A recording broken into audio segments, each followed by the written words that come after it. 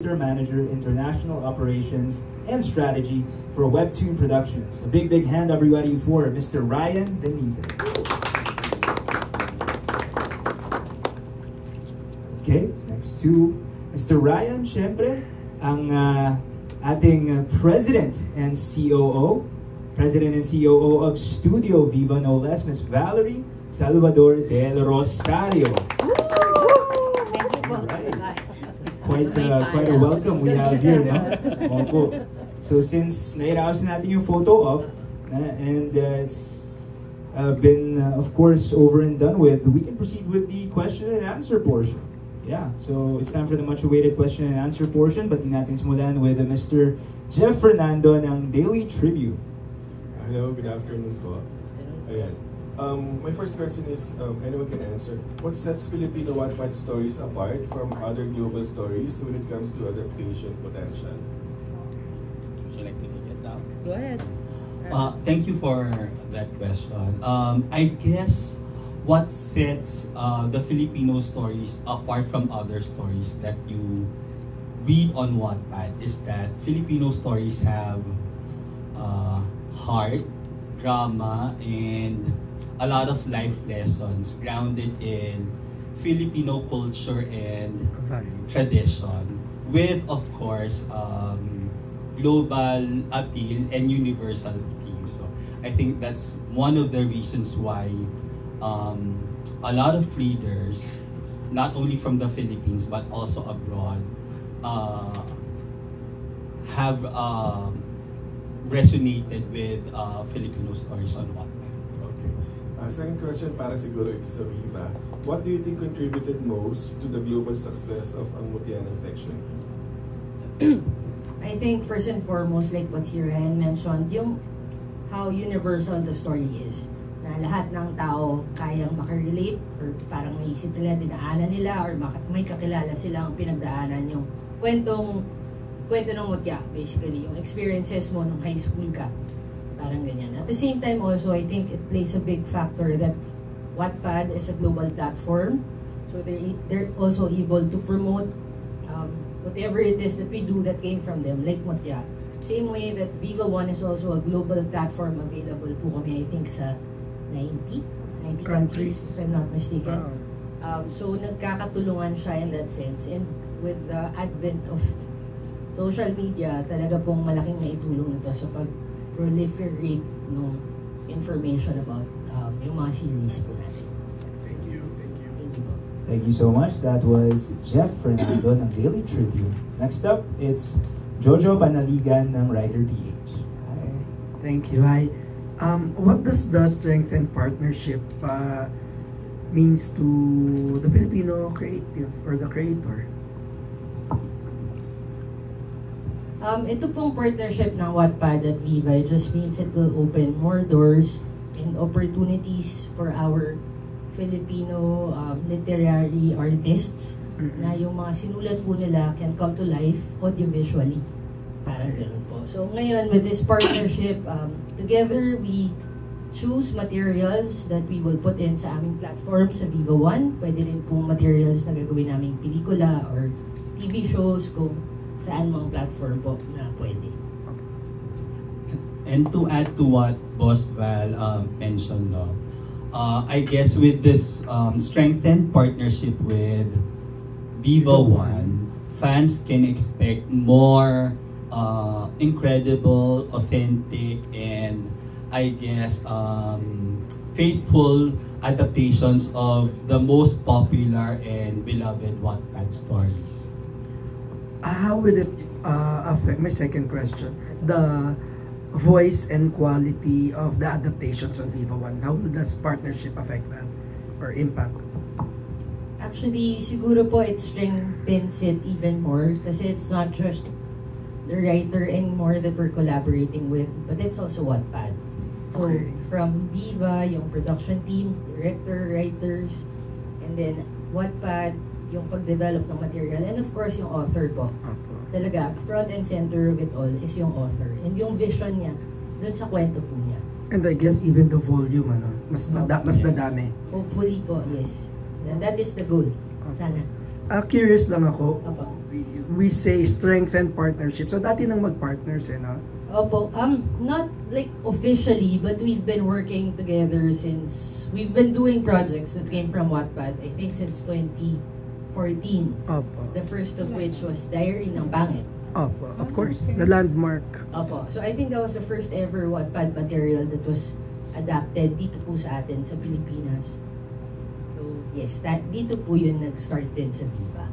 I see. Salamat. Thank you. Ayun. Thank So you. yun, itong paintingin palalo yung development ng mga stories natin. Okay, as mentioned by the thank you, that's Jojo Panaligan ng Rider PH. Next up, Nurse Almo ng GMA Entertainment Digital. Yes, curious na ako kasi ang daming stories ng Wattpad. Paano po yung process? Do you offer Viva kung ano yung stories or si Viva yung lumalapit? Well, it happens both ways, no? It's either we share our top trending stories with Viva, and sometimes din yung Viva, they also go to us with inquiry about a particular title. Like what you said, we have billions of titles on our platform. So marami talagang pagpipilian, and it's a very exciting time for our Filipino Wattpad creators. Because of this partnership, they will be given the platform that will enable them talaga to reach a global audience, no? And will let their stories shine beyond Wattpad and publishing. Diba? They will really see their stories come on screen. And but with this first look deal in place, we have cadence with Viva, wherein we share stories with them on a regular basis. About po sa part ng Vivo One, ganun din po ba? Parang, paano kayo lumalapit? Ano yung measurement nyo? Paano? Kung anong stories yung pinili nyo? I think po si Viva One kasi first and foremost, ang target market namin ay very clear. Ano po, no? Youth po. YA yung aming audience. So, that's what we try to look for when we talk to Wattpad also, if they could recommend stories na would cater sa youth market. Second, of course, malaking factor po, yung reads niya. Gaano po siya kasikat sa Wattpad. So, yan po yung mga tinitingnan namin. And then, kung ano yung nababagay para dun sa mga artists also na available po sa amin, na gusto namin bigyan ng pagkakataon may push sa Viva One din po. So, over a decade na since nung start mo. 24? 11 years. 11 years. 11 years. Yes po. Kamusta na po since nung nag-start na nag-adapt kayo ng... Okay po. Very, I think, in terms of pushing our artists, number one, sobrang okay po siya. Pangalawa po, it's yung pagbibigay ng pagkakataon sa talent po ng Filipino authors na mapa-come to life yung sinusulat po nila. Important din po yun sa akin. So, ayun po. So, we can expect more pa. Yes po. Hopefully. So, yes. not just sa online and pati Sana po, yes. Yes po. Thank you. Yep. Thank you. No doubt, young adults everywhere have plenty to look forward to as a result of this. Okay, that was Nurse Almo ng GMA Entertainment Digital. Next up, it's McRichard Paglikawan ng Lionheart TV. Hello po, good afternoon.